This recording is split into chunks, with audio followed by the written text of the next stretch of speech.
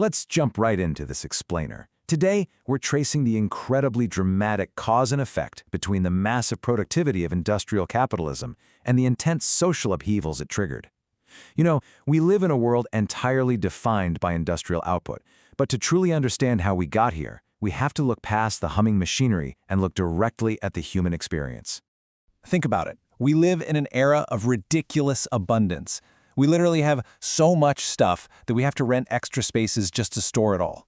But contrasting that incredible modern abundance with the brutal realities of how this system was actually built is absolutely crucial. Sure, cheaper food and abundant goods sound great on paper, but we have to ask, at what human cost? Part 1. The Enclosure Movement. Okay, so picture this. For centuries, folks farmed shared land. It was a communal effort. But then, through a process called enclosure, landlords swooped in, put up fences, and privatized those common fields. Now, agricultural productivity completely skyrocketed, which was great for the landlords, but this shift gutted the livelihoods of the tenant farmers. It acted as a massive catalyst, forcing a newly impoverished, displaced workforce toward increasingly crowded cities.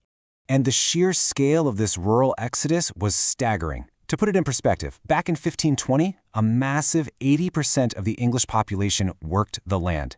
Fast forward to 1800, and that drops to 36%. By 1850, down to just 25%. It's like flipping a demographic switch. So, when those massive new industrial factories started up, there was a desperate workforce ready to step inside, simply because they had nowhere else to go. Part 2. Factories and Child Labor. Historian Joyce Appleby hits the nail on the head here.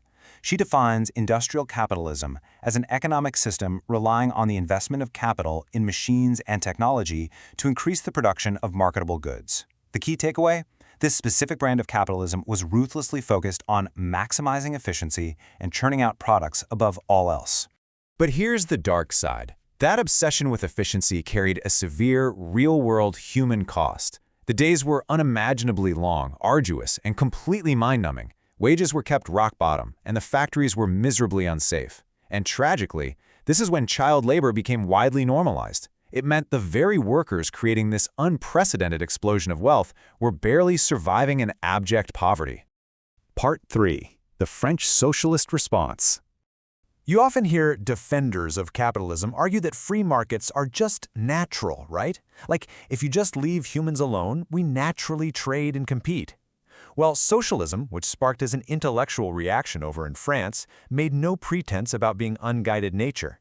It was an economic construct built deliberately through human choice and planning, designed specifically to counter the total chaos and human fallout of completely free markets. But right out of the gate, this intellectual movement was deeply split. On one side, you had the utopian socialists, guys like Comte de Saint-Simon and Charles Fourier. They had witnessed the absolute horrors of the French Revolution, so they firmly rejected violence. On the flip side, you had revolutionaries like Auguste Blanqui. He demanded the violent, forceful overthrow of capitalism, though, ironically, he was somewhat elitist and believed the working class couldn't pull it off without strict leadership. And Fourier, well, he was definitely a bit eccentric. He literally believed that in a socialist utopia, the oceans would turn to lemonade. Seriously. But despite all that, he made a really grounded, enduring point. He argued that reducing humans to mere rational economic gears in a capitalist machine completely ignores our complex nature.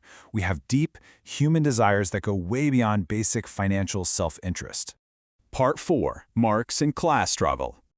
Now, this philosophical pushback brings us across the English Channel to Karl Marx, easily the 19th century's most famous critic of capitalism. Marx didn't just look at those factories and see a tragedy. He saw a historical engine. Through conflict, classes develop a sense of themselves. That's a huge idea. He believed that without intense struggle, these groups wouldn't truly realize their distinct identities.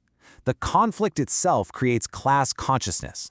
And it all comes down to this absolute deadlock over the value of human work. On one side, you have the capitalists. They hold all the cards, the land, the factories, the capital, and their ultimate goal is to buy labor at the lowest possible price. On the other side, you have the workers. They own nothing but their own physical labor, and they need the highest possible pay just to survive. It's literally a mathematical recipe for perpetual tension. So Marx basically takes the capitalist argument and flips it completely upside down. Remember how capitalists said their system was natural? Marx argued the exact opposite.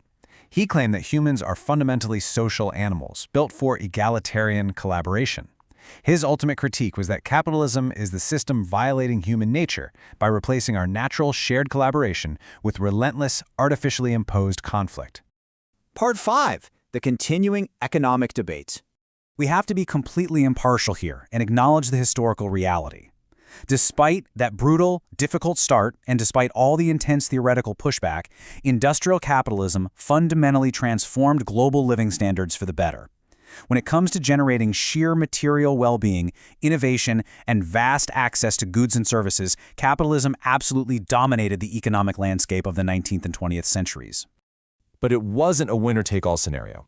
Those socialist ideas born in the dark factories of the 1800s, they are deeply baked into our modern world, used to regulate and soften those free markets. We see this legacy everywhere. In labor unions fighting for worker rights, the ongoing debates over how we regulate massive corporations, and the incredibly complex collective safety nets we rely on today. Which brings us to right now. How different nations operate today is a direct, undeniable echo of the history we've just unpacked. Is cutthroat capitalist competition always the answer? Or should we intentionally band together as a society to provide collective well-being, like healthcare for the sick and pensions for the elderly, exactly like those early socialist thinkers proposed? Should the government run things like mail delivery or airport security or our schools? This fundamental struggle over free market competition versus collective public good is a debate we are literally still fighting today. From the post office to the classroom, the line between what should be driven by profit and what should be protected for humanity remains an entirely open question. So consider